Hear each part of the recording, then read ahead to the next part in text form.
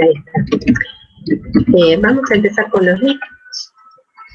Los lípidos son otras de las biomoléculas que vamos a estudiar.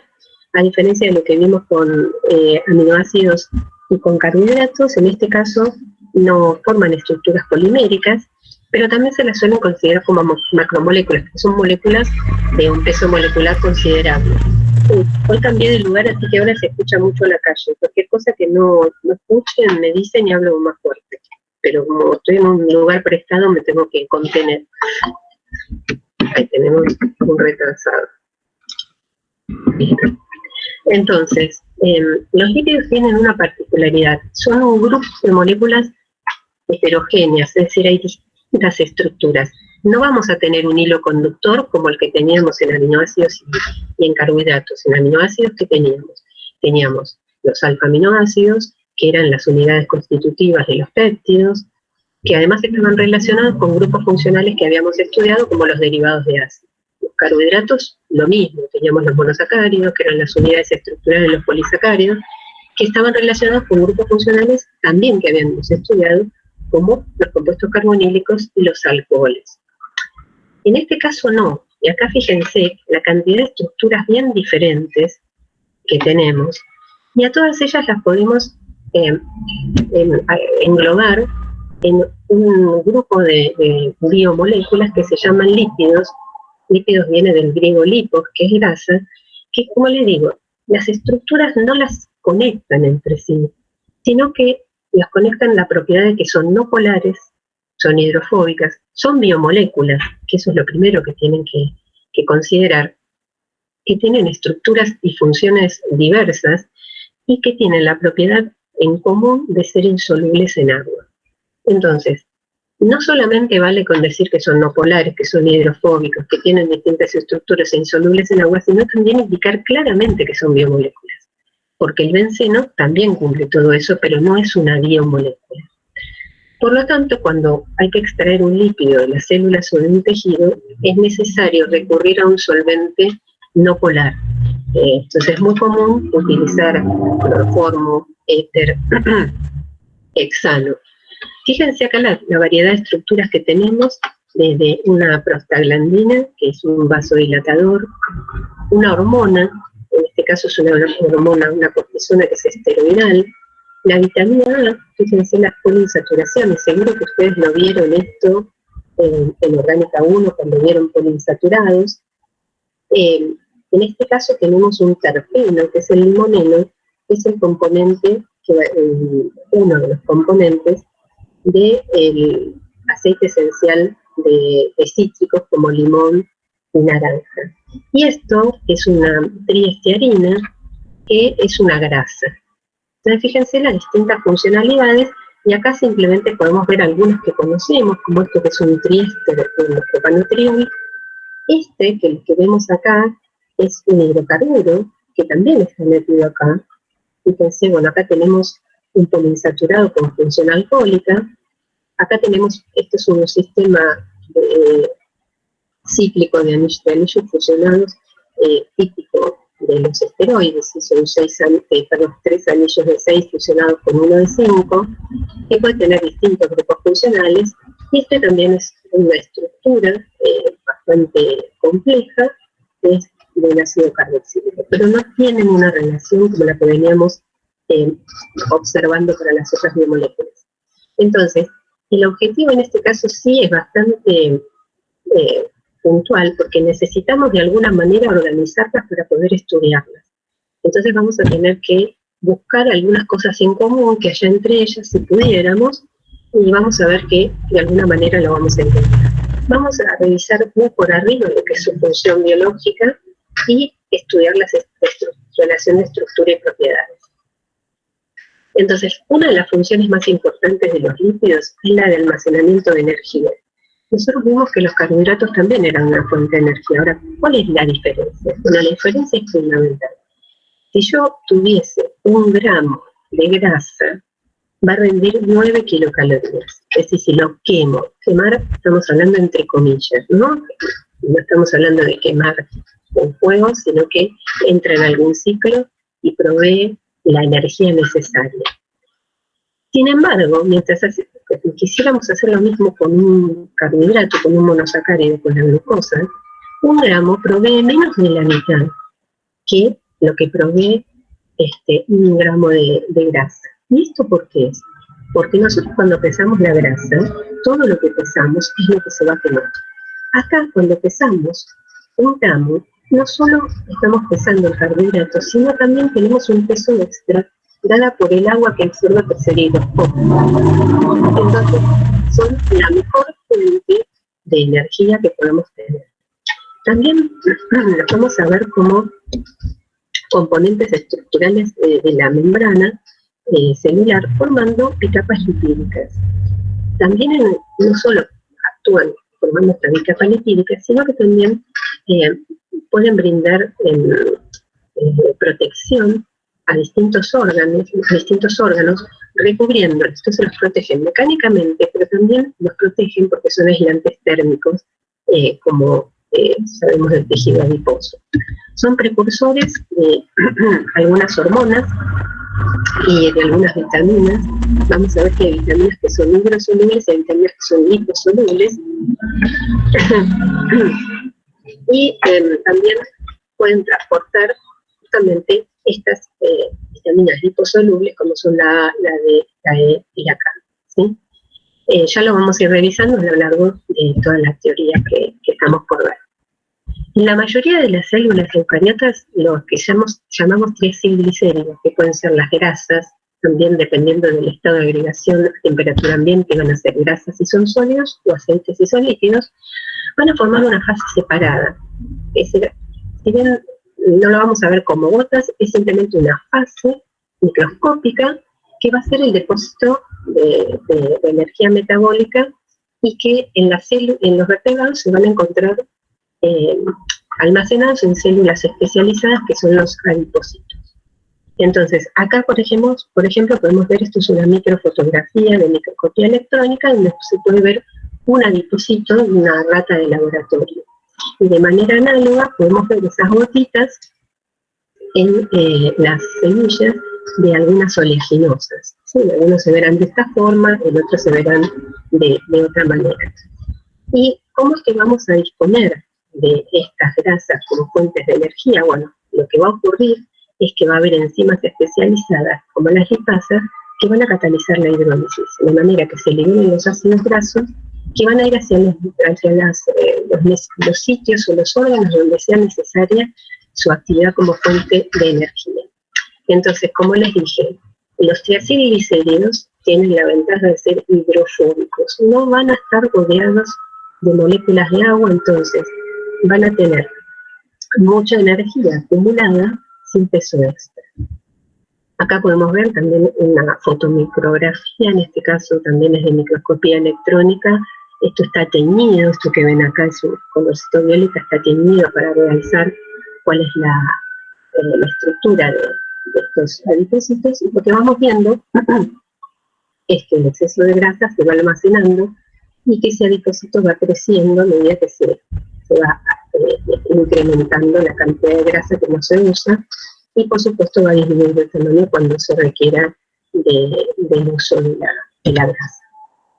Esto lo vamos a ver luego, no es demasiado importante. Sí, es importante cómo las vamos a clasificar.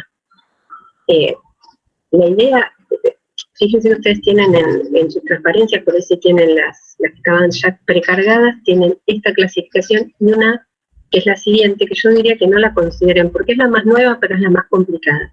Esta por ahí es más vieja, pero es más conservadora, entonces no tiene tanto esparramo de flechitas y nos permite organizarnos mucho mejor.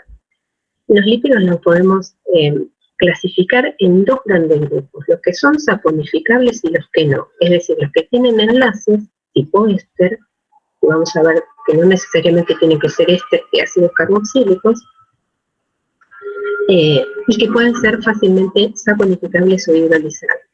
Los vamos a dividir en simples y en complejos. En los simples vamos a encontrar los triacilglicéridos o triglicéridos y las ceras, y en los complejos vamos a encontrarnos con los fosfoglicéridos o fosfoacilglicéridos y los estingolípidos. Es decir, en los complejos hay otras sustancias que intervienen en la estructura, como puede ser el ácido fosfórico y aminoalcoholes, y aparece digamos, como otra estructura central, como si fuera una columna vertebral, que en los acilglicéridos es el glicerol o propanotriol, mientras que en los esfingolípidos es la esfingosina, que es un aminoalcohol, como lo vamos a ver luego. En los no saponificables, es decir, que no tienen ningún tipo de enlace que pueda ser hidrolizable, van a aparecer los esteroides y todos los que derivan con estructura esteroidal, las prostaglandinas. Por acá, por el medio, podríamos poner los terpenos. ¿Por qué digo por el medio? No como una flecha necesariamente que la podamos separar, porque los terpenos los estudiamos acá porque son los precursores de los esteroides. Por eso podrían estar ahí en el medio, aunque no están acá clasificados. Esta es la que yo les digo que se puede sacar porque ven que es mucho más complicada y que realmente no ayuda a interpretarlo. Entre los lípidos, entonces, hidrolizables vamos a tener los triacilglicéridos, los fosfolípidos, que pueden ser en base de glicerol, propanotriol, o en base de cimosina, y las ceras. Entonces, los triacilglicéridos, como les dije, son esteres de propanotriol con ácidos grasos. Nosotros ya lo vimos cuando vimos ácidos carboxílicos, que los ácidos de más de 10 átomos de carbono se consideran ácidos grasos, que pueden ser saturados o pueden ser insaturados, y los insaturados todos tienen configuración cis, porque esto proviene de la biosíntesis. En los ácidos, como en el caso del ácido esteárico que vemos acá, después ahora hay una tabla donde los vemos mejor, vemos que es un ácido graso saturado, tiene una cabecita polar que tiene que ver con la zona del ácido o del carboxilato, y la cola no polar. Es ordenado, por lo tanto, las moléculas entre sí pueden interactuar por fuerzas de Van der Waals y empaquetarse lo suficientemente bien como para tener un orden a largo alcance, y la temperatura ambiente pueden ser sólidos de un punto de fusión que puede estar cercano a la temperatura ambiente y por encima. En el caso de los ácidos insaturados, que sería en el caso del ácido linoleico, tiene una insaturación, esa insaturación con configuración cis, en lo que hace produce un quiebre en la cadena de aproximadamente 30 grados. Cuanto más insaturaciones tenga, más quiebres va a tener la cadena, y el empaquetamiento se va a ver cada vez más dificultoso para lograr un arreglo cristalino. Así no se pueden empaquetar, y normalmente son sustancias de muy bajo punto de fusión, incluso por debajo de temperatura ambiente, incluso por debajo de cero, y por lo tanto los vamos a encontrar como líquidos a temperatura ambiente. Entonces, acá vemos que, por ejemplo, la manteca es rica en triglicéridos que contienen muchos ácidos grasos saturados, mientras que los aceites contienen muchos ácidos grasos insaturados y por eso se encuentran como líquidos a temperatura ambiente. Acá tenemos en esta tabla algunos ácidos grasos con el nombre común, que casi como siempre lo vamos a usar, o el nombre sistemático. Entonces, de 12 a 20 tenemos el ácido láurico, heurístico, palmítico, esteárico, paraquídico, y acá están los nombres que tienen que ver con el número de átomos de carbono que tienen. Dodecanoico, tetradecanoico, etc. Acá están las estructuras, y fíjense que los puntos de fusión están por encima de la temperatura ambiente, indicando que pueden formar un buen arreglo cristalino y fundir a temperaturas, en este caso por encima. Si vemos los insaturados, vamos a comparar, por ejemplo, el palmítico con el palmitoleico. El palmitoleico tiene una insaturación, ahora les voy a explicar cómo es esta nomenclatura. Acá está el quiebre que les decía, y fíjense cómo pasamos de tener para el saturado 63 grados de punto de fusión a 0 grados.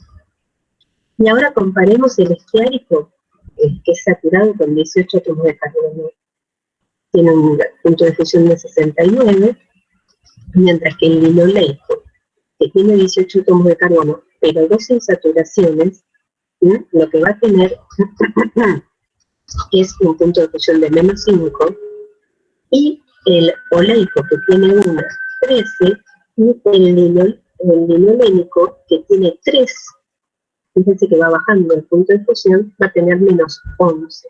Para el número de átomo de carbono, el mismo número, 18, si tiene 1, 2 o 3, va bajando la temperatura de fusión porque se hace todavía más, la estructura se hace un poco más compleja. Ahora, ¿por qué este de 18 con una insaturación tiene un punto de fusión mayor que el de 16? Bueno, acá lo que privilegia, o priva, mejor dicho, es la mayor masa molar, ¿sí? Que sube un poco de la temperatura de fusión. Ahora, ¿qué quiere decir esto 9Z? 9Z, 9Z, 12Z. Lo que me está diciendo es que en el carbono 9 hay una insaturación con configuración Z o cis. Acá lo mismo, hay 2 insaturaciones, en el 9 y en el 12, con configuración cis, y acá lo mismo. Bueno, como pueden ver, a medida que aumenta el número de insaturaciones, el incremento en el número de átomos de carbono, ya con 4 insaturaciones, no pesa tanto, y estos dos últimos, el aracnónico, por ejemplo, tiene menos 50 de punto de fusión. Así que el peso se va haciendo cada vez menor para un número de átomos de carbono entre 18 y 20 cuando hay un número grande de insaturaciones. Bueno, esto es un poco lo mismo, pero independientemente de que sea lo que ya les expliqué de la desviación de la cadena, esta es otra forma de escribir las insaturaciones. Por ejemplo, el ácido palmítico, su sal, que es el palmitat, tiene 16 átomos de carbono, 2.0 insaturación.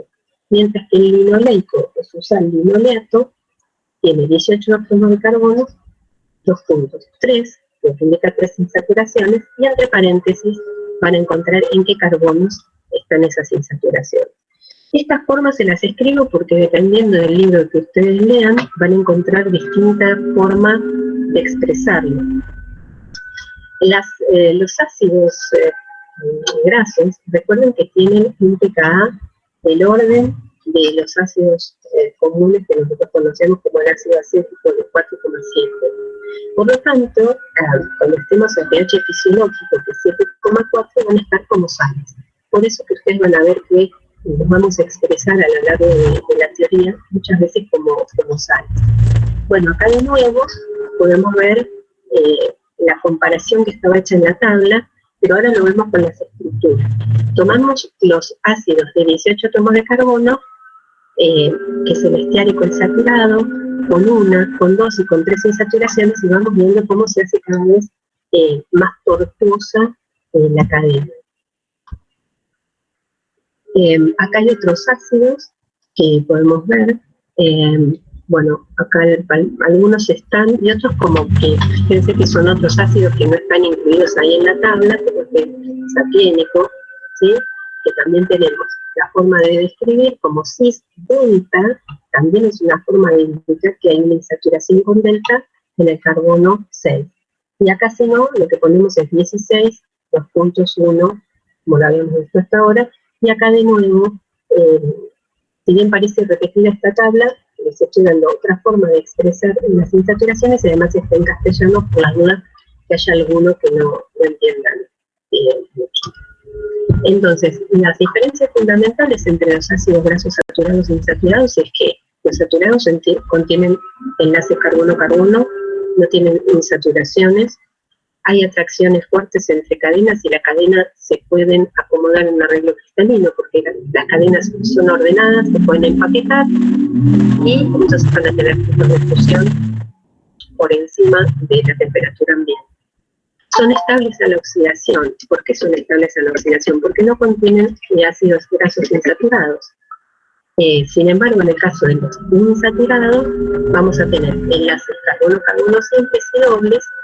Las interacciones se van a ir viendo restringidas a medida que aumenta el número de insaturaciones en la cadena, por esto que decíamos que hay una desviación que se va produciendo porque todos los enlaces son cis, lo que impide un empaquetamiento eficiente, y hace que sus puntos de fusión estén o muy cercanos a la temperatura ambiente o debajo de temperatura, incluso debajo de cero, lo que hace que sean líquidos a temperatura ambiente y son inestables a la oxidación. Y vamos a ver que justamente la presencia de los ácidos grasos en los triaciloglicéridos, como por ejemplo las grasas o la manteca, que es donde usualmente notamos esto, son responsables de una reacción que se produce por contacto con el oxígeno que se llama rancidez, que es una oxidación una rancidez oxidativa, lo dije al revés, que es lo que da ese olor típicamente desagradable que pueden dar las grasas cuando quedan en contacto mucho tiempo con el oxígeno del aire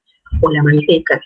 Y eso es porque los productos finales de esta rancidez oxidativa son volátiles, que nosotros los conocemos, porque algunos son aldehídos y otros son ácidos, que tienen olores bastante desagradables, que yo se los mostré cuando veíamos, por ejemplo, compuestos carbonílicos. Se formaba, por ejemplo, butanal, que tiene olor medio como a vómito, que es un típico olor de la rancidez oxidativa. ¿Cómo funcionan los ácidos como fuente de energía? Bueno, los ácidos grasos se liberan por estímulo de dos hormonas y que se encuentran en la membrana de los adipocitos.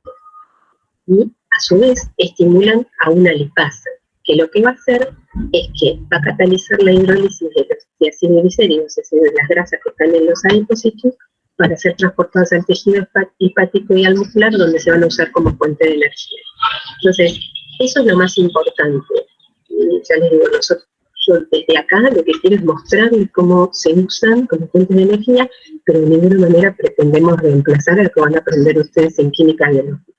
Pero algo que me parece muy interesante es un pequeño cálculo que hay acá abajo, que a partir de una enzima, que es la palmitoidina coenzima A, libera 8 acetilcoenzima A, y cada uno de ellos, cuando entra en el ciclo de los ácidos carboxílicos, da 10 moléculas de ATP.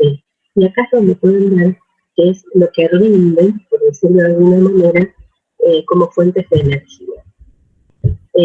Fíjense que acá tenemos los caminos metabólicos que siguen todas las moléculas que vimos hasta ahora.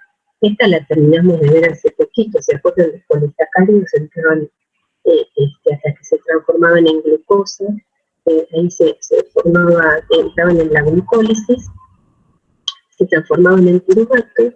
Ya en este caso tenían algo de ATP, pero una vez que entraban como acetilcoenzima en el ciclo de los ácidos tricarboxílicos, fíjense que era cuando rendían mucho ATP, ¿sí? Además de agua y dióxido de carbono. ¿Qué pasa con los lípidos? Bueno, lo que dijimos, va a haber una lipasa que lo que va a hacer, los va a liberar de ese triaciloglicérido.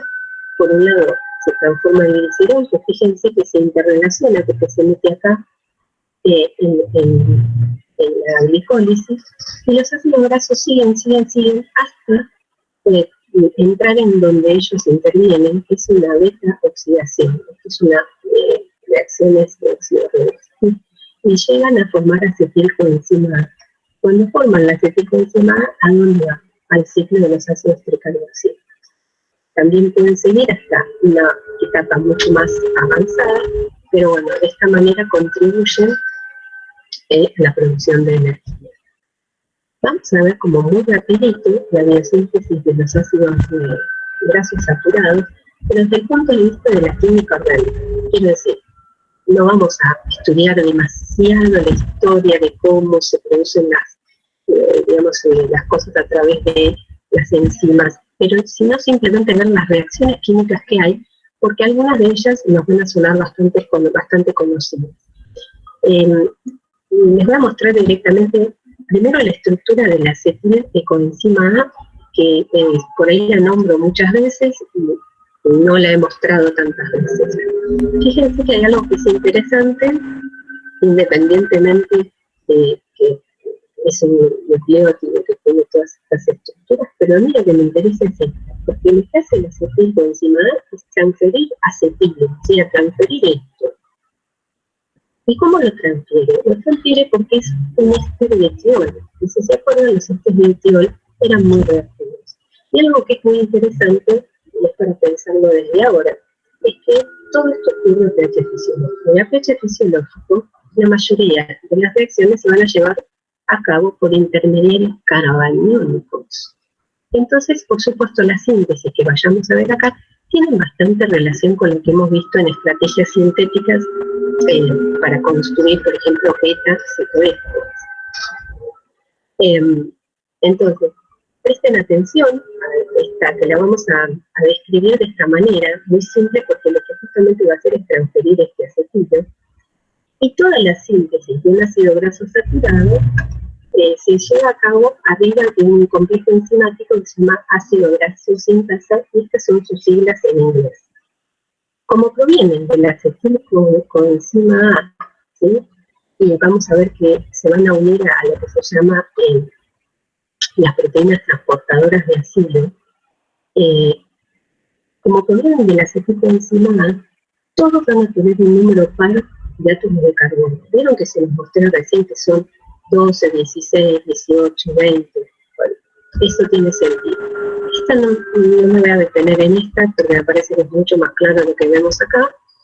Acá lo que vamos a tener, fíjense que es la acetilcoenzima A, que a través de una enzima que se llama acetilcarboxilasa, se va a carboxilar en el carbono alto a través del carbonato ácido, y por supuesto este proceso requiere de un poco de energía que se le da a la acetil.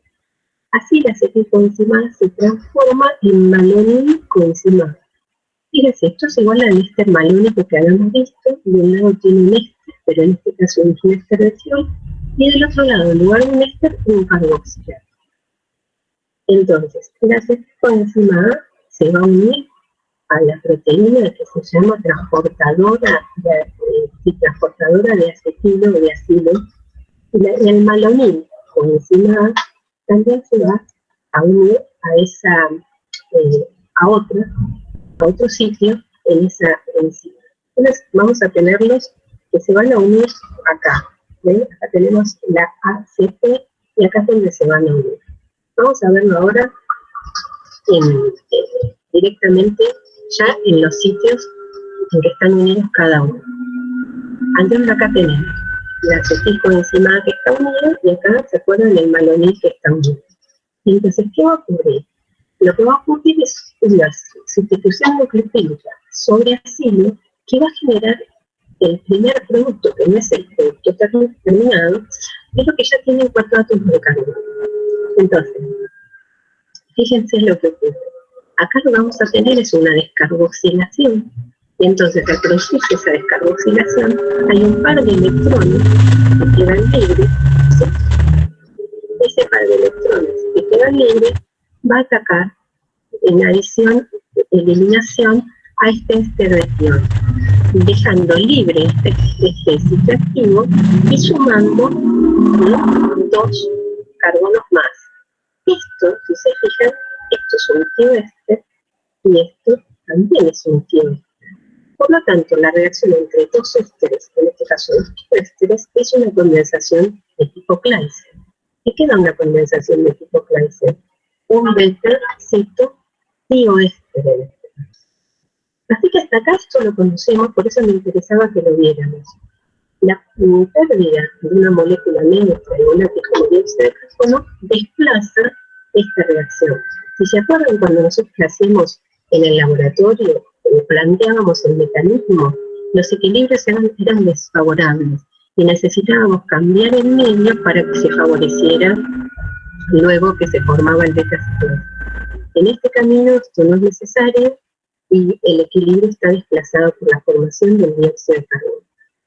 Ahora ya estamos listos, tenemos lo que estamos necesitando. Lo único que no queda para transformar esto en un precursor de un ácido es que yo saque este carbonilo, lo transforme en metileno y que de alguna manera hidrolice este tioéster para tener el ácido o el carboxilato. Bueno, justamente eso es lo que falta. En el siguiente paso hay una reducción de este carbonilo, que está en beta, que lo va a hacer en NADPH, que es un reductor que son los caminos metabólicos. Por ahora me lo creen, provee ese hidrógeno, transformando este carbonilo en oxidriles. Ahora nos queda saber cómo lo transformamos a esto en un metileno. Bueno, la forma más fácil sería que esto se deshidratara y que después yo lo pudiera hidrogenar. Justamente, pasa eso. Se produce una deshidratación, hay pérdida de agua, y nos queda un compuesto carbonílico alfa beta insaturado. Y luego, de nuevo, viene el mismo proveedor de hidrógeno, ¿sí? Este proveedor de hidrógeno lo que hace es hidrogena y satura ese doble enlace carbono-carbono, y ahora ya tengo casi bien clarito y perfilado, ¿sí?, el ácido que voy obteniendo, el ácido graso que voy obteniendo. Esto se repite en pasos secuenciales. Acá tengo el primer ciclo, ¿sí? Incorporé estos 4, ahora vuelvo a sumar el malonil, vuelvo a hacer todo el ciclo, yo le sumé otros 2, y así siguiendo. El ciclo se va a terminar cuando se sintetice el ácido graso con el número de carbonos que se requiera. Se va a producir lo que se llama elongación mitocondrial de los ácidos grasos, y luego va a haber una eliminación de la sal de ese ácido, porque, como les dije, el pH de nuestro se va a encontrar como sal. En este caso, necesitamos 1, 2, 3, ya al final, en el cuarto ciclo, permite la síntesis del palmitato. Simplemente fíjense que todo empieza con una condensación de calcio. En el caso de los ácidos grasos insaturados, acá les muestro nada más que una secuencia. Se pueden obtener a partir de ácidos grasos saturados e insaturados. Simplemente lo que hay es una secuencia de reacciones, pero no está indicado cómo se hace. La síntesis es más compleja, simplemente es para que tengan una idea que se pueden hacer a partir de otros ácidos, ¿sí? No es exactamente igual que la síntesis de los ácidos grasos saturados. Esto es simplemente como una foto que lo tienen que ver. La prueba de ver si tenemos insaturaciones en un ácido graso es sencilla. Hago la misma prueba que pude haber hecho para cualquier insaturación cuando venían alquenos.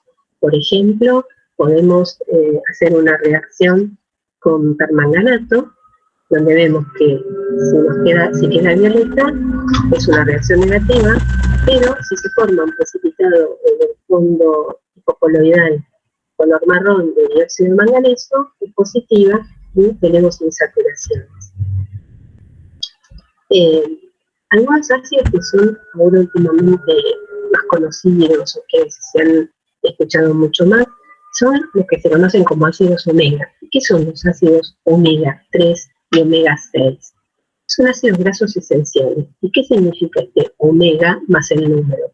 Lo que indican, en este caso, bueno, justamente acá tenemos un ácido de 20 átomos de carbono, por ejemplo, y lo que indica es que el omega sería el carbono último de la cadena no polar, en este caso el carbono 20. ¿Y por qué se llama omega 3? Porque a 3 carbonos del extremo omega hay una doble insaturación, y a 6 carbonos hay también una doble insaturación. El ácido linoleico es el primer ácido omega 3 y se obtiene, por ejemplo, de algunos aceites, se sabe, aceite de oliva, aceite de uva, de frutas secas, de distintos granos, como los granos de soja. El ácido que está acá es eleico, que es el pentenoico, el icosapentenoico, que se suele denominar EPA. También ven que es poliinsaturado, igual que su análogo de 22 átomos de carbono, si no meto la pata no diciendo bien el nombre, que se lo suele llamar DHA, que también son poliinsaturados. Estos ácidos no pueden ser creados, nosotros no los podemos biosintetizar. Lo que necesitamos es incorporarlos por dieta. La mayoría de los pescados, que se conocen como pescados azules, son ricos en estos ácidos grasos, y también la leche materna. Por eso es tan importante y se insiste tanto en la lactancia materna.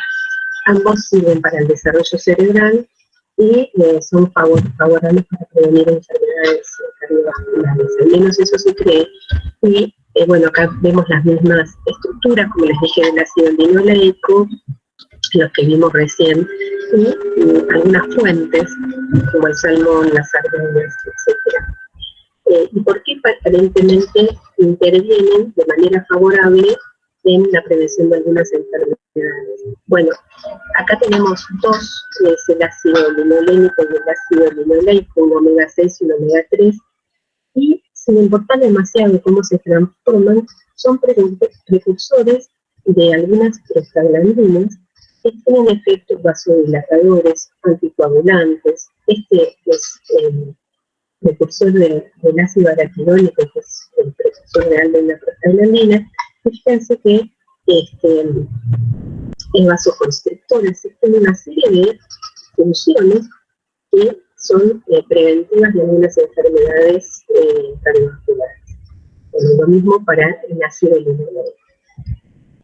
Algo que es interesante es que ahora ustedes habrán visto que ya los ácidos omega 3 y 6 forman parte de distintas formulaciones de alimentos, están incluidos en preparaciones como panes que vienen enriquecidos, leche que viene enriquecida, distintos alimentos, las barritas energéticas suelen venir enriquecidas, y por ejemplo se ha encontrado que se pueden enriquecer los huevos dándoles un alimento con semillas, como por ejemplo semillas de lino, que contienen alto porcentaje de omega 3. Esto modifica el perfil de la yema de huevo y los hace más ricos en ácidos omega 3, simplemente cambiándole el alimento a las aves. Acá tienen distintas, dónde los pueden encontrar, simplemente para que lo lean, como esto ya es más informativo, y cómo los pueden incorporar en la dieta. El aceite de colza no es un aceite que nosotros usemos igual que el aceite de canola, pero sí hay otros aceites que son ricos en estos ácidos y los podemos incorporar a la dieta. Algunas deficiencias por no incorporar ácidos grasos esenciales, bueno, puede ser ralentización del crecimiento, que haya algunos signos patológicos como acumulación de grasa, erosión de aletas, que en nosotros creo que no ocurre, pero bueno, obviamente en peces que la grasa tiene lesiones branquiales. Puede haber en los reproductores que haya una disminución en la producción de huevos, es decir, por eso es tan importante incorporarlos por dieta. Como ustedes ya saben, los ácidos grasos que podemos obtener por saponificación de una grasa forman sales de sodio y potasio que son solubles, que es lo que llamamos jabones. Estas sales tienen una cabeza polar y una cola monopolar, que son, por eso se llaman antifáticos o antifílicos. Cuando no funcionan las sales de los ácidos grasos de sodio y potasio, porque las aguas son duras, se forman sales de magnesio, sales de calcio o de hierro, hace que esas sales precipiten, formen el halo que se suelen ensuciar los artefactos del baño, las bañeras o los lavatorios. Entonces hay que apelar al uso de otro tipo de ácidos que pueden formar sales de sodio, o sales de amonio, que son solubles en aguas duras. Por tanto, en este caso es un alquil bencenosulfonato de sodio. Las sales de bencenosulfonato de calcio, magnesio, son solubles en aguas duras. Lo vamos a ver un poquito más adelante. ¿Cómo funciona? Creo que esto ya lo vimos en su momento, pero acá lo que tenemos es una cabeza polar, una cola no polar, existen antifílicos.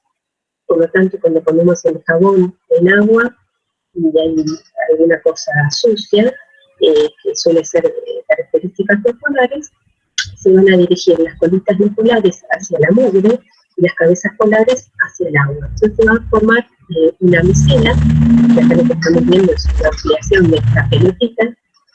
Se va a formar una micela que va a rodear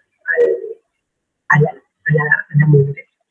Esa micela, nosotros para que la mugre salga la tenemos que frotar, y esto lo vamos a hacer, lo vamos a frotar de manera manual, o lo vamos a hacer con el lavarropas, y después hay que enjuagar para arrastrar eso que frotamos. En el caso de que, como les dije, tuviésemos aguas duras, tenemos que apelar a lo que se llaman los detergentes sintéticos, que son algunos de los que les muestro acá, donde estas sales, cuando se combinan con iones calcio, magnesio y hierro, no precipitan.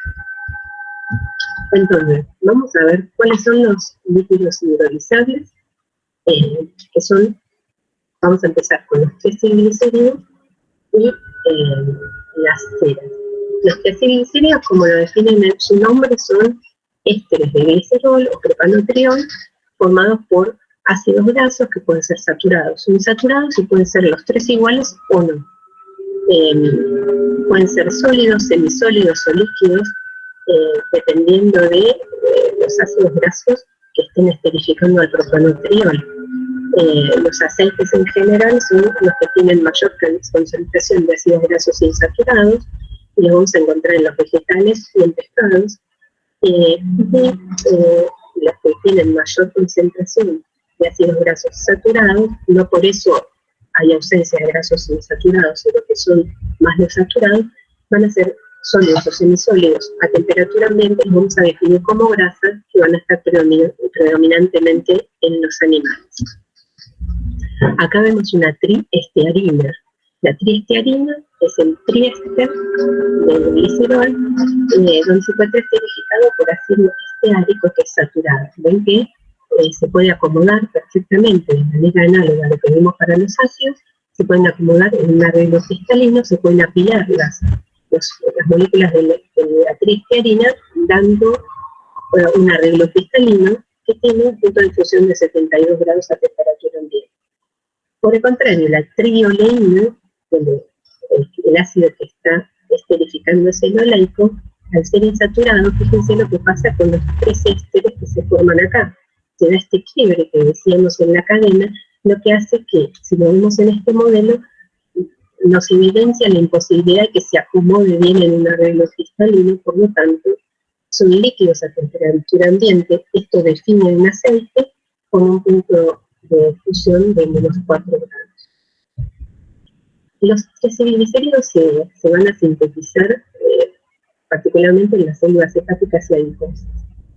De nuevo, esto es simplemente para mostrarles cómo ocurre en grandes rasgos el proceso de biosíntesis sin pretender dar una clase de química biológica.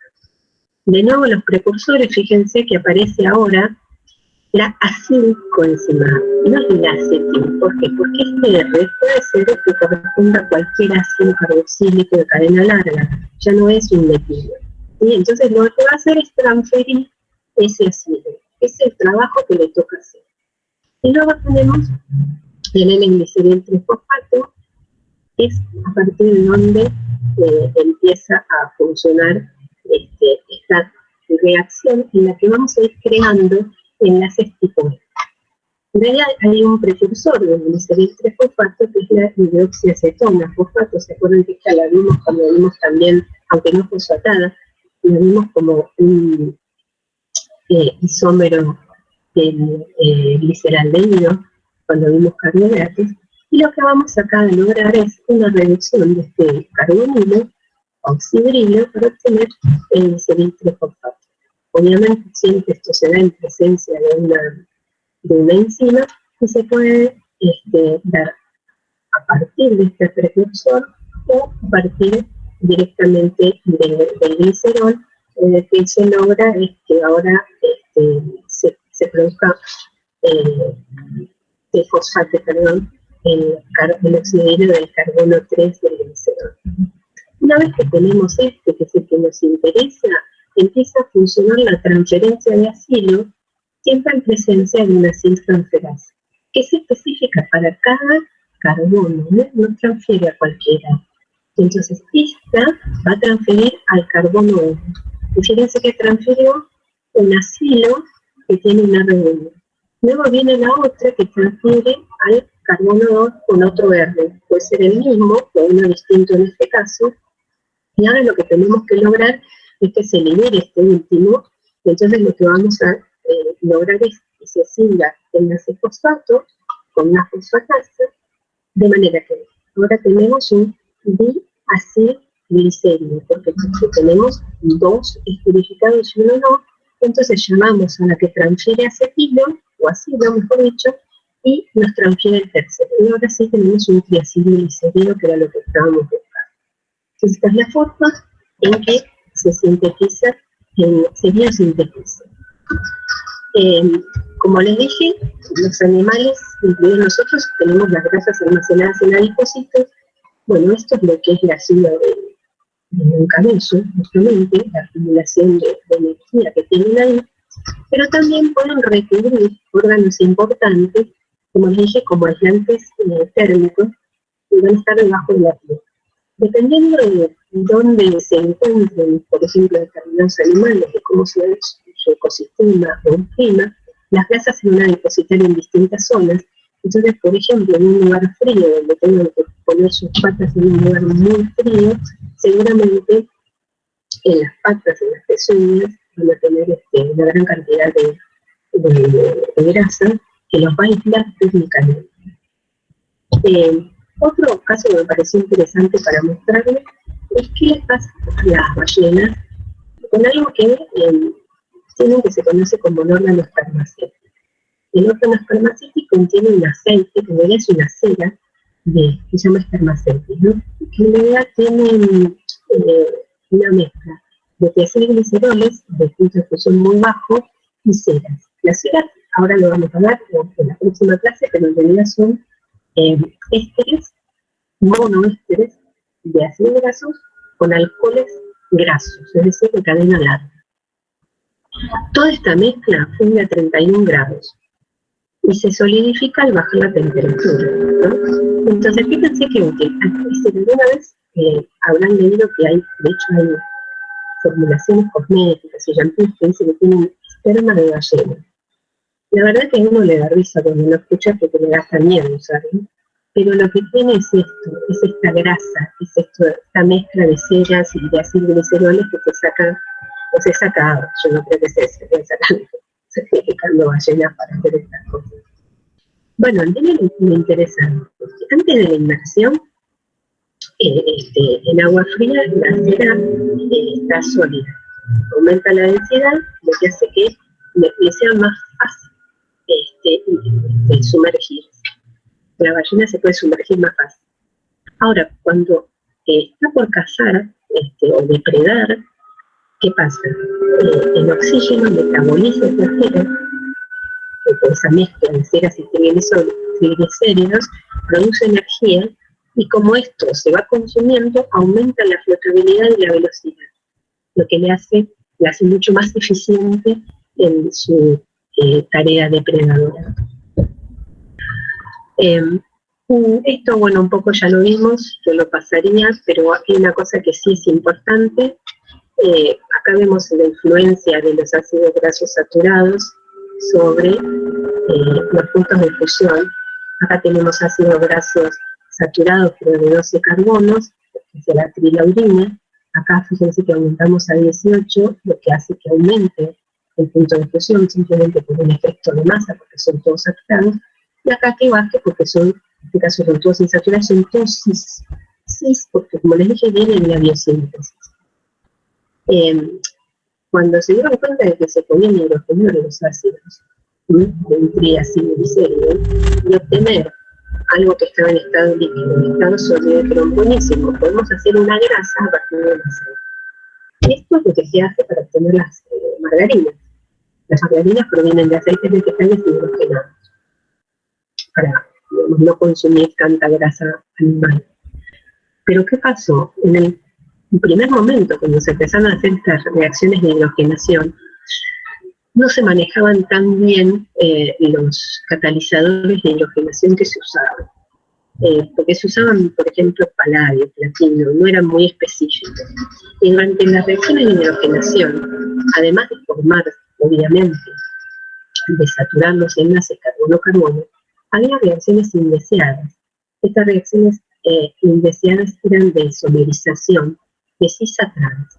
Entonces, quedaban los ácidos grasos, pero saturados, pero también quedaban algunas insaturaciones que habían isomerizado a trans. Las grasas trans no son de origen natural, nosotros no las podemos metabolizar de una manera muy eficiente y además parece que están asociadas a algunas enfermedades cardiovasculares, diabetes, etc. Por suerte ya los procesos de hidrogenación se mejoraron muchísimo, no existe el peligro de isomerización, aunque en la mayoría de los productos que ustedes van a comer que tengan algún tenor graso, como las papas fritas o las galletitas, todo eso, fíjense que claramente está estipulado que diga que tienen 0 grasas trans porque están prohibidas. Cuando hablamos de un aceite, lo que vamos a decir es que cualquier aceite está hecho por una mezcla de triacilglicéridos. No tengo uno solo, tengo una mezcla de triacilglicéridos, por eso tienen una composición variada en ácidos. Pero en general siempre se van a mantener que el aceite de canola tenga, por ejemplo, ácidos poliinsaturados y ácidos saturados también. Pero fíjense que en el aceite ay, no me sale, girasol, perdón. En el aceite de girasol tenemos un 70, casi 80% de saturados, dependiendo, bueno, hay distintas partidas, pueden ser, o están cultivadas en distintos lugares. Y a medida que bajamos, acá fíjense que en el aceite de oliva hay un 77% de ácidos grasos insaturados. Por lo tanto, es bastante interesante ver cómo podemos mejorar nuestro consumo de ácidos grasos poliinsaturados eligiendo un aceite u otro. A medida que vamos para este lado, perdón, acá dije saturados, no, poliinsaturados, disculpen, miré mal el color.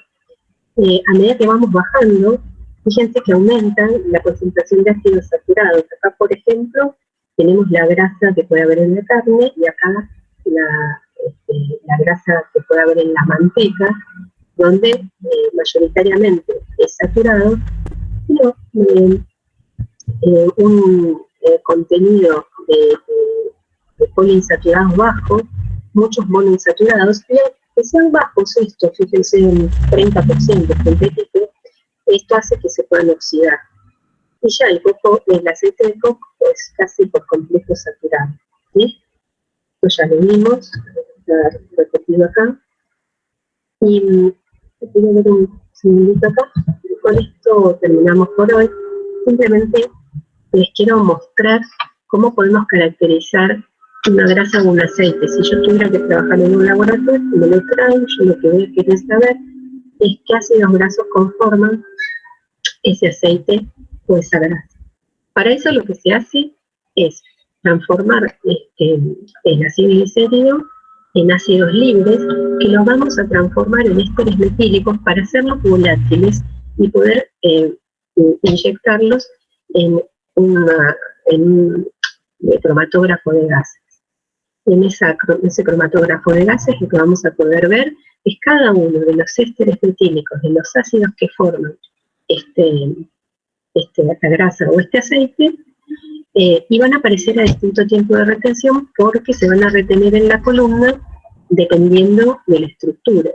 Los que tengan mayor número de átomos, que sean más pesados, que tengan más dobles enlaces, se van a retener más tiempo y van a salir más tarde. De todas maneras hay patrones, entonces siempre los vamos a comparar con patrones y vamos a sacar el porcentaje que tenga ese aceite o esa grasa de cada uno de los ácidos que fueron saliendo y que nosotros comparamos con los patrones. Otra cosa que vamos a hacer es medir el índice de yodo. Lo que me está diciendo es cuántos dobles enlaces hay, porque se hace por consumo de yodo. Entonces son 2 gramos de yodo que reaccionan con 100 gramos de grasa. Fíjense, que el aceite de oliva tiene un índice de 85 y la manteca de 25, lo que evidencia que el aceite de oliva tiene más insaturaciones que la manteca. Una curiosidad desde el laboratorio es que no se hace con yodo, esto se hace con bromo. Es decir, es como esta técnica que se utiliza y que está estandarizada, y luego se traducen los gramos de bromo a gramos de yodo. Y por último, lo que se usa también es el índice de saponificación, que se define como los miligramos de hidróxido de potasio requeridos para convertir 1 miligramo de grasa en glicerina y sales de potasio. Es decir, vamos a saponificar completamente esa grasa que tenemos, y acá les pueden ver algunos valores para distintos aceites o grasas, lo que se llaman los índices de saponificación. Con todo esto, nosotros haciendo estas tres reacciones, dos reacciones, usando un método como es la cromatografía de gases, podemos caracterizar un aceite o una grasa desconocida. Lo último que les indico acá, que es la viscosidad, se mide con un equipo que es un viscosímetro, lo que nos da es un parámetro, justamente es la viscosidad, que tiene que ver con la fluidez, la capacidad de fluir que tienen estos aceites o estas grasas. El martes que viene seguimos con esto y trataremos de terminar esta unidad. Y ahora, si me permiten hacer 5 minutos de pausa, y quedo disponible para las consultas que tengan.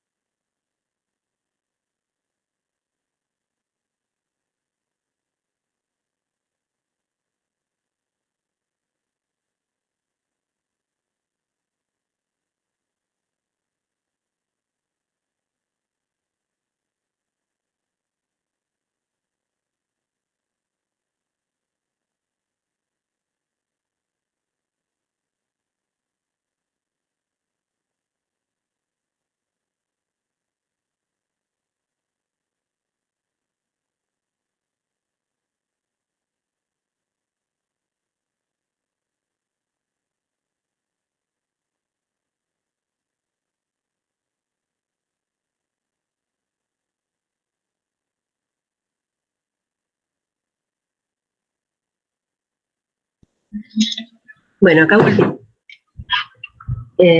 a sacar esto, y las dudas voy a poner en PowerPoint libre por si necesitan. Si necesitamos escribir algo.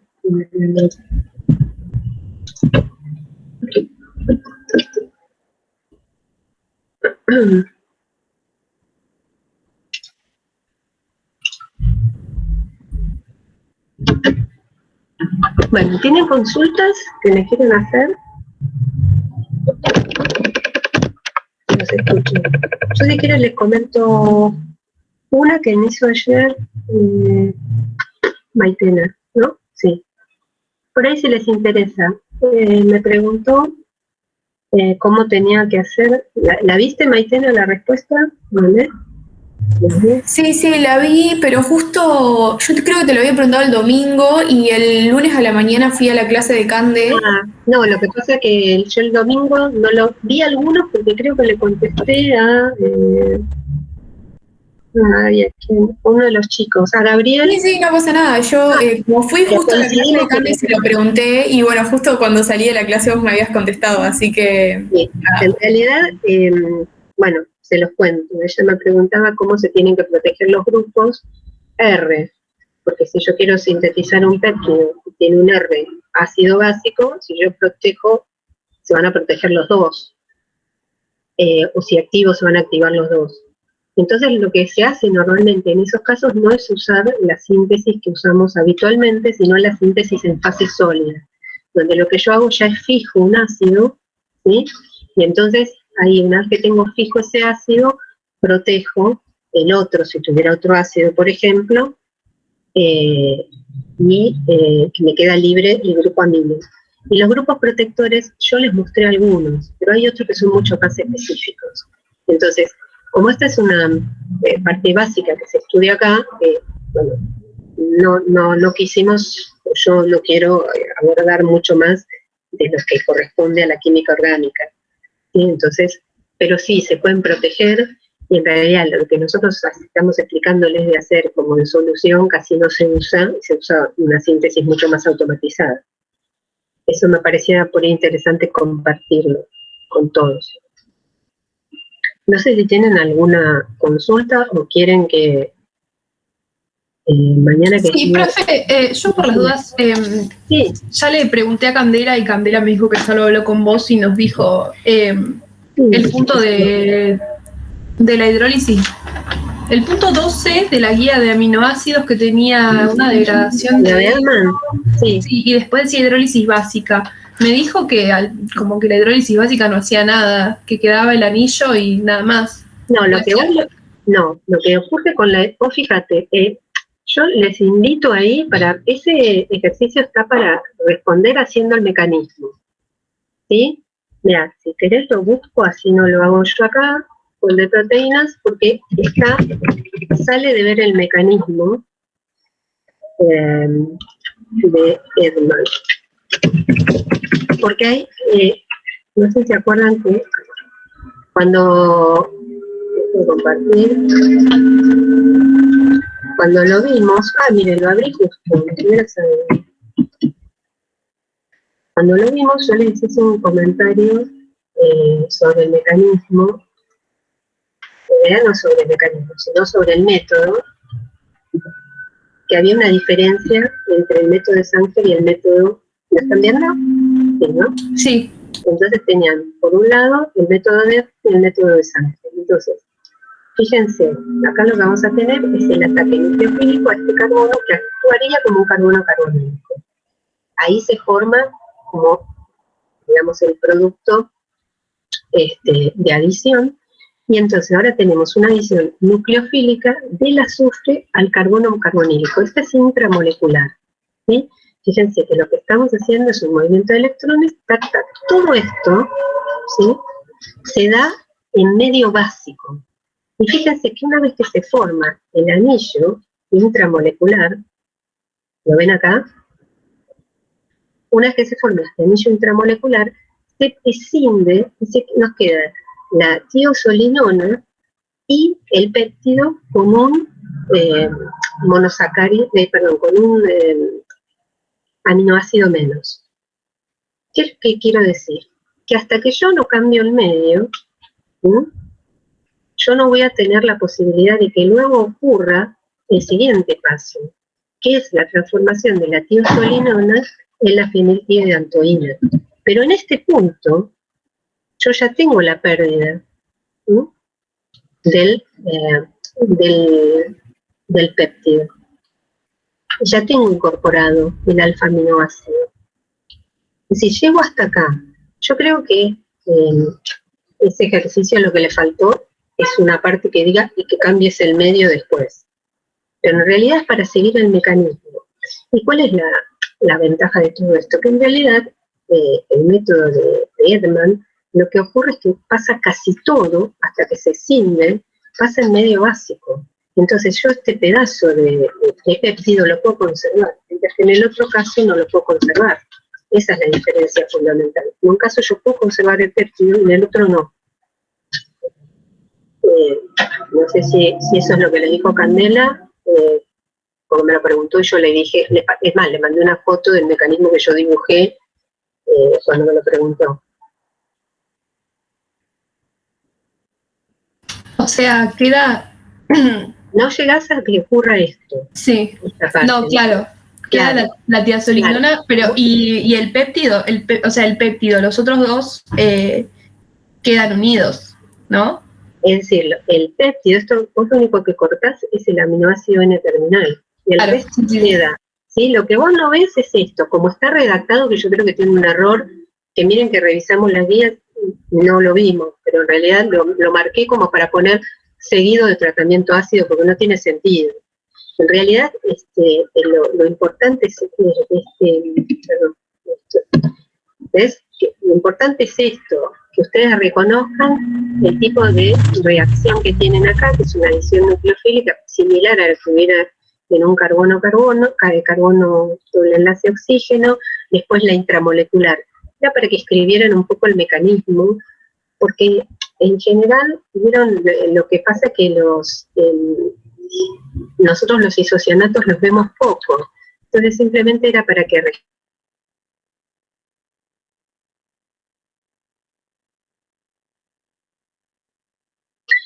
parecida a la que vemos para los compuestos carbonílicos. Entonces era más que nada para eso que está puesto. Obviamente vamos a revisarlo porque sería mejor ponerlo completo con el cambio de medio y así queda más claro. Si no, no se da la tautomerización, es lo único que nos falta. Claro, y ahí se puede identificar igual no, el amino terminal. No tiene sentido. Claro. No tiene sentido, porque en realidad vos lo que ves es directamente la feniltidantoína de fulano, la feniltidantoína de mengano, necesitas solamente este paso y es lo único que faltó ahí. Porque no nos compliquemos, probablemente provenga de un error bastante simple, que es que están sacados de libros, no hay nada inventado, pero como ven los libros también tienen sus limitaciones. Así que lo vamos a revisar y ya lo marcamos para expresarlo de una manera más correcta. No sé, ¿alguna otra duda que tengan de otro tema, de algo anterior? Profe, yo tenía una duda con polímeros. Sí, decime, Sofía. Dale. En la síntesis de fenol y formaldehído, sí. Que se puede hacer en 2 medios. Sí. Yo tengo anotado algo, pero es como al revés de lo que dice en la teoría, por eso te lo quería preguntar. Yo tengo anotado que como que en medio ácido la reacción que se produce es la sustitución electrofílica aromática. Sí, en medio básico. Y en medio básico una sustitución nucleofílica. ¿Una sustitución nucleofílica a quién? No, está mal. A ver, anotaste mal, usaste mal la terminología, no sé dónde está anotado eso, ¿lo anotaste vos por ahí? Por eso, lo anoté yo y en la teoría estaba al revés y por ahí lo entendí yo mal. Claro, no, te anotaste al revés probablemente. Espera que lo busco acá. Yo anoté que el fenóxido es el nucleófilo que ataca en adición nucleofílica al carbono carbonilo. Adición, pero no sustitución. Adición. Pero el otro sí es sustitución aromática electrofílica. Claro, pero vos dijiste, los dos dijiste sustitución recién, por eso te lo iba a buscar. Pero en realidad lo que tenés que tener es, vos tenés que ver que cuando vos tenés un medio ácido, vos tenés un electrófilo, ¿no? Que va a ser el carbonilo. ¿Está bien? Sí. Si no lo dibujo, que tenés el electrófilo y tenés el fenol. ¿Está bien? Y en el otro caso, vos tenés el fenóxido, cuyas cargas se deslocalizan en los carbonos del anillo, y el carbonilo. Entonces vos tenés un nucleófilo fuerte y un electrófilo débil, y después vos tenés un electrófilo fuerte y un nucleófilo un poco más débil. Entonces te tenés que fijar en qué condición reacciona cada uno. Claro, pero entonces en medio ácido es sustitución electrofílica aromática. En medio ácido es sustitución electrofílica. Porque en la teoría estaba al revés, por eso pregunto. A ver, espera, estoy buscando. No, por ahí, a ver que me fijo. Te encontré cualquiera acá. Por ahí está escrito al revés, no sé. A ver, por ahí dijiste que lo cambiemos y yo no lo cambié y no me acuerdo. No creo. Eso creo que lo busco antes de decir que no está mal. Déjame que lo busque a ver si está mal escrito. No estoy encontrando la última versión.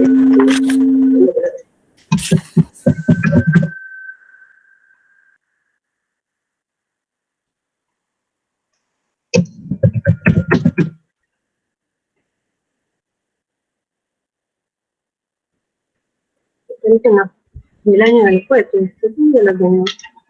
¿Sí?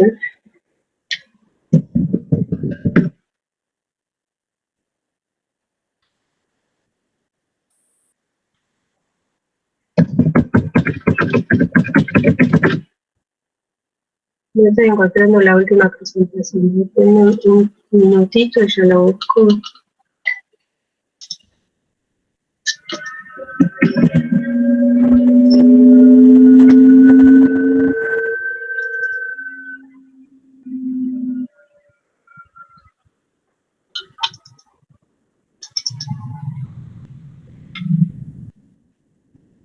No sé, bueno, me aparece. A ver si es esto. Estoy muriendo de calor acá, que me tienen encerrada en esa. Si querés te la comparto, profe. No, ya te lo muestro, ya la encontré. No, quédate tranquila. No, que quiero leer, antes de decir, no lo puse de tal manera o lo puse de tal otra.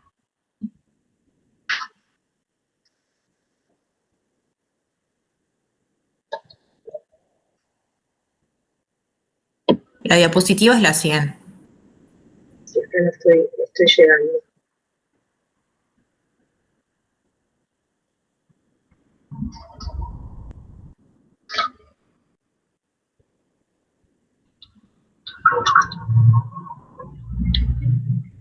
A ver, acá tenemos,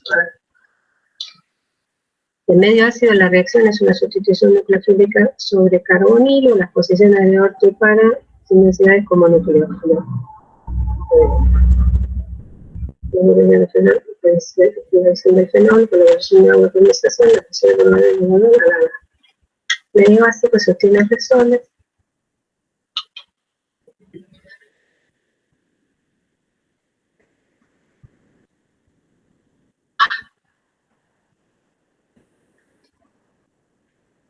Bueno.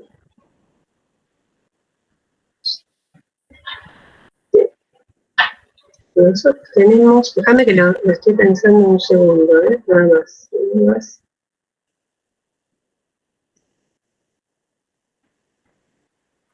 No sé qué es.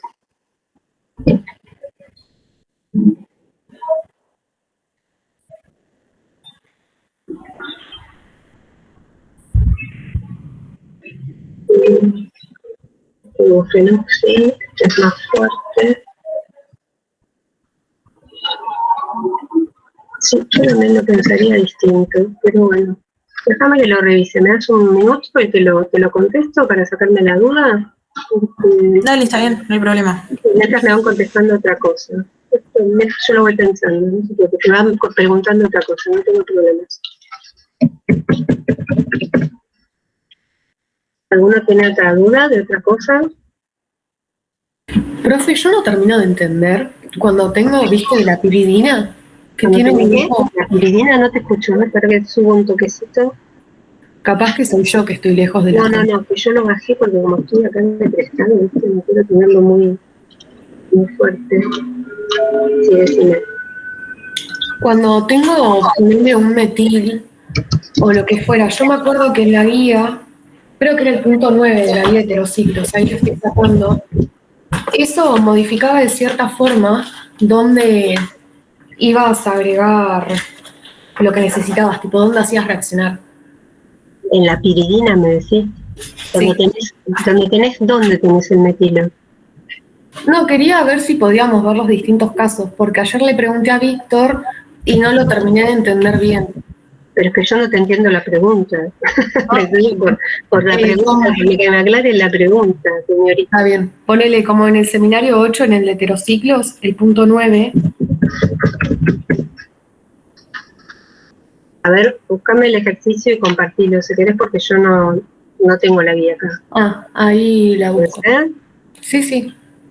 Justo como lo tengo impreso, pero ahí lo abro en la compu.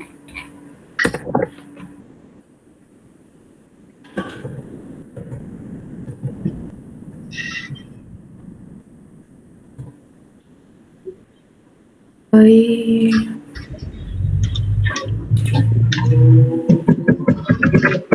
Te dejo para compartir, ¿verdad? Ahí ya se ve, creo, ¿no? Ahí, a ver. No veo nada. A ver, sí, veo. Se ve. Sí. El punto 9, complete las reacciones. ¿Qué querías? Acá tienes el óxido, sí. No, pero ponele en este caso, este compuesto, que yo tengo un metil, yo tenía anotado que activaban los sustituyentes alquilo de cierta forma al anillo de la piridina. ¿Cuál me estás preguntando? Porque no sé cuál me estás preguntando, Valentina. Se me fue todo ahora. Ah, perdón, es que es algo de la pantalla. No, tipo, en general, ¿cómo sería? Pero vos acá lo que tenés es un grupo. Si por ejemplo acá tenés el metilo en 3, el metilo es un grupo dador de electrones. Es una sustitución aromática electrofílica la que tenés que plantear. Y vos sabés que si tenés una sustitución aromática electrofílica, la piridina no está favorecida. Y acá, por más que tengas un dador, lo que sea, es pi deficiente. Lo que vas a tener con suerte es que vaya a la otra posición, a la posición 5. No sé, no entiendo lo que me estás preguntando, porque me decís, es dador, es activante. Sí, no, yo preguntaba... un sistema que es pi deficiente. Ok. Entonces vos lo que tenés que hacer es buscar las posiciones en las que van a... Hacer lo mismo que hacías para el benceno. Entonces metés el nítrico, que va a ser un agente nitrante en este caso, el nitro. Lo pones en la posición 2, la 3 no, porque está ocupada, y la 4. Como la 3 está ocupada, el equivalente es la 5. Y te fijas ahí la estabilización de los intermediarios. Es lo mismo que hacías para el benceno. Ah, bueno, está bien. No te compliques. Es lo mismo, por eso no te entendía lo que me querías decir, como que hubiese algo que estuviese preestablecido. No hay nada preestablecido. Acá tenés un metilo, el tipo va a seguir haciendo lo que sabe hacer. Lo que pasa que, bueno, su efecto es suavecito y lo que está haciendo es ocupando la mejor posición que tiene la piridina para una sustitución aromática electrofílica, que es la 3. Entonces, la única que le va a quedar equivalente, digamos, la menos desfavorecida, va a ser su equivalente del otro lado, que es la 5. Ok. Por ahí yo no sé si estaba entendiéndote eso o no. No sé, quería saber bien eso y ponele yo, en vez de agregarlo en el 5, ¿no lo podría enlazar directamente al nitrógeno? ¿Qué? Que en vez, estamos diciendo acá que la posición que queda sería esta, la 5. Sí. Pero yo lo podría enlazar acá, al nitrógeno. ¿Al nitro? No, lo que vos podés hacer es, en este caso, lo que puede ocurrir es que se protone, porque es una base, que era lo que yo les decía, que eso solía ocurrir con algunas reacciones donde había ácidos presentes. Entonces, sí, una parte se te va a protonar, y vas a tener bajo rendimiento de nitración. ¿Se acuerdan que la nitración no se hace con ácido nítrico y sulfúrico? Que se forma un nitro, no de la manera convencional que se hacía con el benceno, porque esto es una base. Entonces, estas reacciones, todas ellas, y bien uno puede proponer que den parte de sustitución aromática electrofílica, el producto principal del primer paso va a ser la formación de la sal, porque la piridina es básica.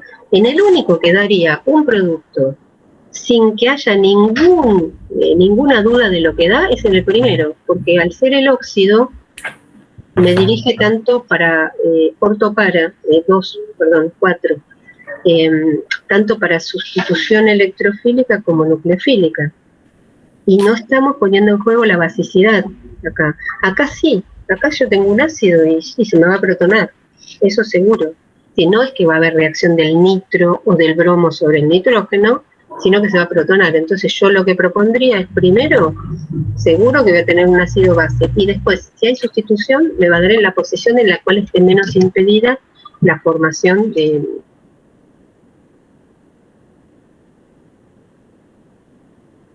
¿Era eso por ahí lo que te había quedado medio mezclado? Sí, ahí está. Gracias, profe. ¿Alguna pregunta más?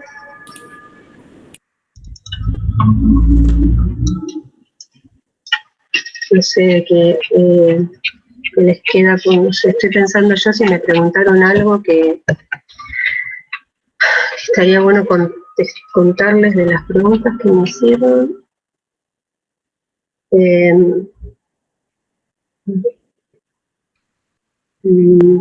Bueno, el otro día me preguntaron algo de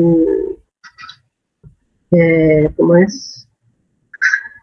De la basicidad del pirrol, de la basicidad de la piridina, le digo porque ese tipo de cosas me las han preguntado ya varias veces.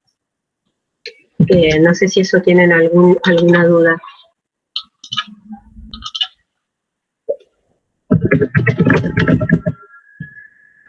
Profe, perdón, yo tengo unas dudas de carbohidratos de un punto de la guía, porque me pareció... Sí, yo no tengo acá la guía. El punto 4b, porque habla de una reacción con el reactivo de Molish y el reactivo de Seliwanov, y no las encontré en la teoría. No, esas son, porque eso está puesto para cuando hacen el laboratorio. Por eso no lo tenés, porque todavía no hiciste el laboratorio. Estas son las reacciones de Molish, las reacciones de Seliwanov, son reacciones la primera es para caracterizar la presencia de carbohidratos en general. Te da una reacción de coloración que tenga presencia de mono o polisacárido. La segunda es una reacción de Seliwanov que diferencia cetosas de aldosas. Entonces, ese ejercicio lo podés saltar si querés, porque no hicieron todavía el laboratorio. Yo pensé que eso por ahí se lo habían comentado los jefes. Claro, sí, era más que nada para saber si las tenía en cuenta para el examen. No, para esto no, porque vos ya tenés suficientes reacciones como para entretenerte, y no tiene sentido que te compliques con algo que vas a ver recién cuando hagas el laboratorio, que va a ser la otra semana. Así que no te compliques. Bien, listo, gracias. Profe, a mí me quedó otra duda de carbohidratos también. Sí, dale, en el punto 3, porque quiero ver si yo me equivoqué, no debe estar la duda. Sí, decime. En el punto 3 preguntaba que las aldosas dan pruebas negativas de Schiff. No encontré por ningún lado cuáles son las pruebas negativas de Schiff, o sea, la reacción. La reacción de no sé si lo estoy diciendo bien igual. Sí, las reacciones la reacción de bases de Schiff es la formación de iminas. ¿Te acordás? Con los derivados de amoníaco. Es decir, lo que no te da es la que vos esperás. La que te da es la que yo le mostré, ¿se acuerdan de las osazonas? Que da con la fenilhidracina. Bien, era eso. Que no te da, claro, no te da lo mismo que vos esperabas encontrar, ¿sí? Sino que te da una reacción diferente. No te da una, viste que primero te da una fenilosazona, pero después se pierde la quiralidad del carbono 2, que se genera otro carbonilo, entonces te da la osazona en el carbono 1, la fenilhidrazona en el carbono y en el 2, carbono 1 y 2, lo que da como resultado es la osazona. Por eso te dije que no da bases de Schiff como vos esperabas que diera. ¿Sí? Claro. No, me había olvidado que a eso se le llamaba bases de Schiff. Claro, bueno, sí, por ahí se dio como por sentado. Y error. Por eso te digo, por las dudas, eso repásenlo. Por eso siempre le digo que cuando estudian carbohidratos le peguen una mirada a carbonílicos para no tener dudas, ¿sí? Digamos, para que algunas, como la nomenclatura, si bien se cambia de un grupo funcional a lo que es biomoléculas, a veces justamente se siguen usando y pues, pueden llegar a traer algún tipo de confusión.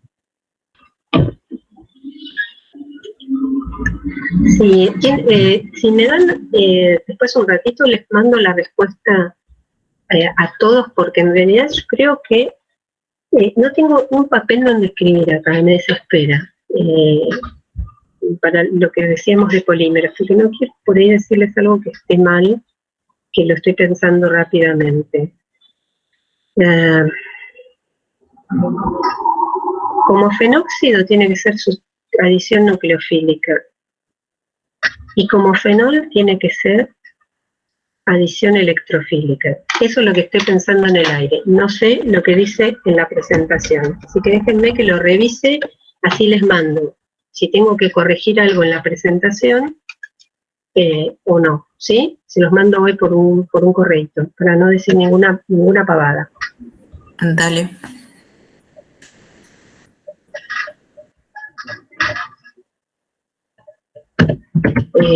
¿Alguna pregunta más? Estoy pensando en algunas que me hayan hecho, como les dije. Algunos me preguntaron algo de basicidad. Les recomiendo que siempre que tengan que justificar basicidad lo hagan de la misma manera que lo hicieron con los ácidos. Siempre escriban la reacción ácido-base. En este caso, si es una amina, la amina protonada, si lo quieren escribir desde KB, lo pueden escribir desde la amina a la formación del ácido conjugado, pero siempre con agua. No le pongan un hidróxido, digamos, no le pongan un ácido, siempre se hace en agua, porque yo tengo que ver que si algo es básico, se liberen oxidrilos, ¿sí? No una sal. ¿Se acuerdan que yo les había comentado eso como un error que habían hecho con ácidos para que no lo repitan ahora con bases?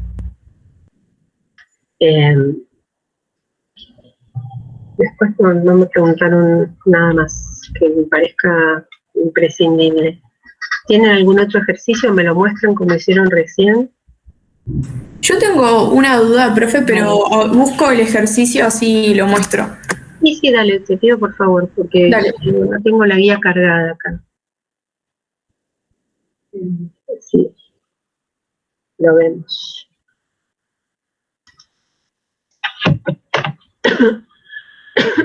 Perdón.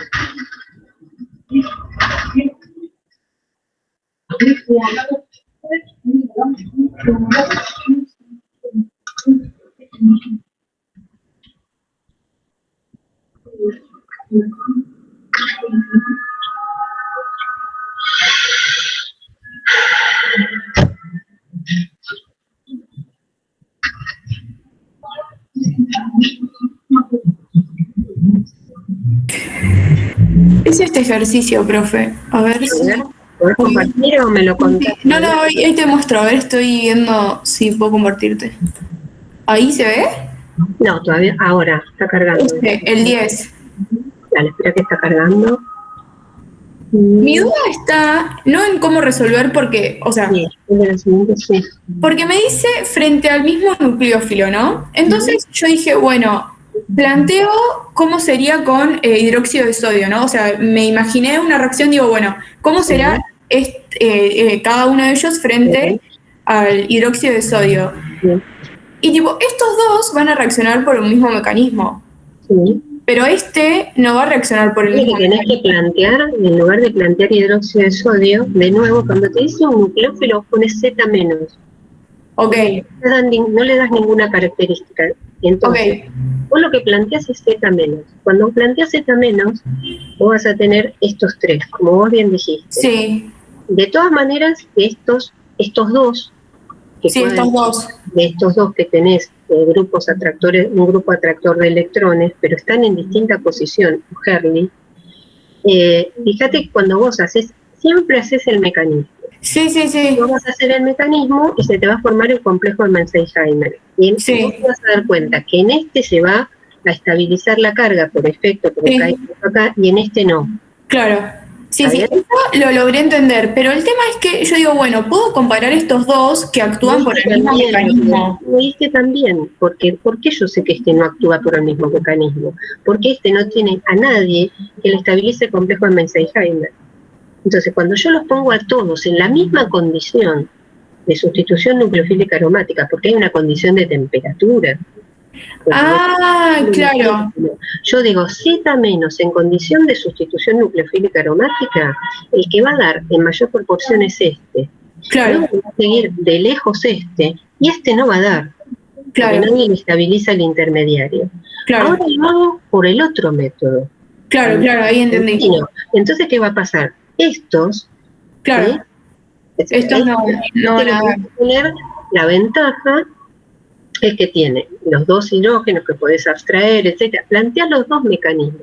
Acá no sé si porque fíjate que no te está especificando ningún mecanismo. Claro, es que esa era mi duda, porque bueno, yo digo, los hago reaccionar frente a adición-eliminación. Y podía comparar estos dos y digo, bueno, no reacciona, pero si lo planteo al revés, me cambian las cosas. No, pero fíjate que no tiene nada que le impida estar en una sustitución aromática nucleofílica, nada se lo impide. Claro. Lo que pasa es que cuando se produce el complejo, no tiene quien lo estabilice. Claro, sí. Problema. Nada más que eso. Entonces vos podés poner a los tres en el mismo mecanismo. No, ni siquiera tenés que estudiar los dos mecanismos. Ponés a los tres en uno de ellos. Es el más sencillo. Al tener grupos atractores, yo elegiría, sin dudarlo, ponerlo en sustitución nucleofílica. Cuando vos planteas las estructuras de deslocalización de cada uno, te vas a dar cuenta que este deslocaliza justo la carga en el nitro, y este le quedan por los costados, y este pobre no tiene quien lo ayude. Claro. Entonces, ahí sí podés hacer... distinto sería que tuvieras un grupo que no lo podés remover, qué sé yo, que tenés un R ahí. Y no, ese no lo podés comparar con nadie, porque ese R no lo podés sacar. Claro, porque si yo tengo un R en este... No, pero me refiero que no. Un cloruro. ¿Me entendés, Maitena? Vos en lugar de un cloruro tuvieras un metilo nada más acá. No, claro, ahí sí que no. Sí. Lo podés comparar. En primera instancia vos lo podés comparar. Y después con tu razonamiento justificás por qué no lo movés de esa manera. ¿Entendés? ¿Por qué? Bien, lo hago como, por así decirlo, frente a sustitución nucleofílica en general. No me baso en los distintos mecanismos. A eso es lo que vos me decís. Sí, pero vos tenés que plantear uno de ellos. ¿Por qué porque por eliminación-adición va a dar? Claro, sí, por eso, va a dar, pero claro, mi duda era porque Es como no te dicen ninguno de los mecanismos, y al percibir acá que tengo grupos atractores, yo lo primero que haría es plantear la aromática común, la que tiene el complejo de Mencey-Heimer, digamos la equivalente a la electrofílica, donde te queda ya claro que va a haber uno que está largamente favorecido, y otro que no reacciona. Que ni por las tapas. Claro. Porque de hecho cuando vos pones a en condición de eliminación-adición, y lo haces con, no sé, amiduro, o como dijiste, con hidróxido, son siempre condiciones extremas.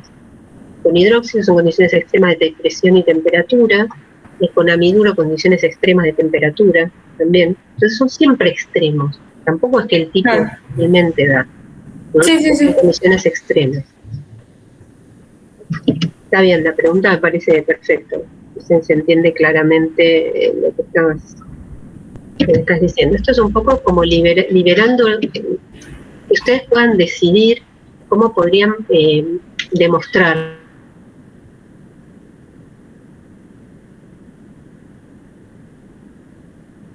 El caminito. Bueno, si nos liberamos del... No, me había sacado la cama. Si nos liberamos del caminito que elegimos, si los damos a ustedes para que lo analicen, es mejor. Entonces, eso te hace pensar. Vos en ese caso habías decidido que, como ya sabes por qué caminito va el cloruro, no lo ponías a comparación, pero sacate de encima todo lo que sabes por qué caminito va cada uno, y entonces ahí te das cuenta de por qué ese no va por ese camino. Eso es la idea del ejercicio, hacerte cuenta por qué no va por ese camino el cloruro que no tiene ningún grupo atractor de electrones, porque no lo pueden estabilizar. Entonces, si vas a hacer una curva de energía, vas a tener uno acá, el otro acá y el otro allá, que es el cloruro. ¿Sí? Sí, profe, gracias. No, de nada. ¿De aminas tienen alguna duda? Estoy viendo acá los temas.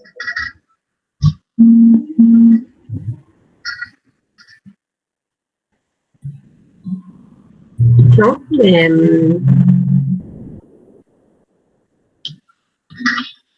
Mañana es miércoles. ¿Mañana tienen alguna clase de consulta ya planeada? Hay algunos que tenemos laboratorio, así que tenemos consulta presencial. Está bien. Y después tienen seminario, así que tienen consulta. Bueno, escúchenme, yo, si quieren el jueves a la mañana, tenemos el examen a las 12, yo después ya les paso el link por el correo. Pero va a ser el link de la teoría, así que es lo mismo. Pero si quieren, tipo 9, por ahí, si alguno tiene ganas, me manda un mensaje y si tiene dudas de último momento, yo se las aclaro. ¿Está bien? Ok, buenísimo. Dale, gracias, profe. Digo, por las dudas que ahora por ahí les conviene más repasar, igual no se enloquezcan, les conviene más repasar un poco, leer un poco la guía de mañana que tienen, y por ahí el jueves si tienen esas dudas que aquejan de último momento, yo voy a estar conectada. O me mandan, ya les digo, un mensaje y nos conectamos un grupo o armamos ahí un ratito de consulta. Profe, Perdón. ¿Valentina o Agostina? ¿Cuál va primero? yo quería preguntar por la parte B, porque ahora Víctor, algunos nos dijo los que no teníamos que rendir, pero no sé qué pasa, ponerle en caso X de que desapruebo el parcial y voy a recuperatorio. La parte B, ¿me siguen? La parte B va a seguir sumando los próximos laboratorios. Ah, listo. ¿Sí? Entonces, si a vos te va mal ahora y tenés que rendir, vas a sumar los próximos laboratorios y te va mal en los parcialitos. Igual esta semana no les toman la semana que viene los dos. Así que relájense por el parcialito, pero no vayan sin saber porque no entienden una pepa después. No les sacan ningún provecho. Pero yo les dije que no les tomen parcialito para no sumarle ese estrés al que ya van teniendo. Agostina, ¿qué querías preguntar? No, Tengo sí. que no rinde ninguno de ustedes, igual parte B ahora. Sí, Si vamos a necesitar imprimir algo de aminoácidos para el parcial o va a estar dado. Si, por ejemplo, tenemos que saber la estructura. No, todo se lo vamos a dar nosotros. Si necesitaran alguna estructura, se los damos nosotros directamente, no. No, quédense tranquilos.